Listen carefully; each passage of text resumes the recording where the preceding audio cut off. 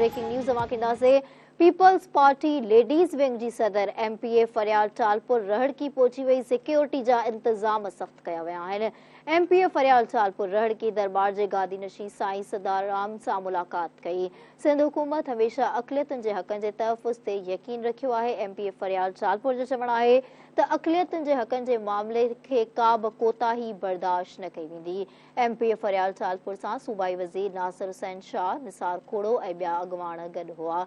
अहम ख़बर आहे, अपडेट कंदासीं नाज़रीन के पीपल्स पार्टी लेडीज़ विंग जी सदर MPA फरियाल टालपुर रहड़ की पहुंची वही सिक्योरिटी जा इंतजाम सख्त। MPA फरियाल टालपुर रहड़ की दरबार जे गादी नशी साईं सदाराम सां मुलाकात कई। सिंध हुकूमत हमेशा अक़लियतुनि जे हक़ जे तहफ़ुज़ ते यकीन रखियो आहे। अक़लियतुनि जे हक़नि जे मामले ते का बि कोताही बर्दाश्त न कई वेंदी।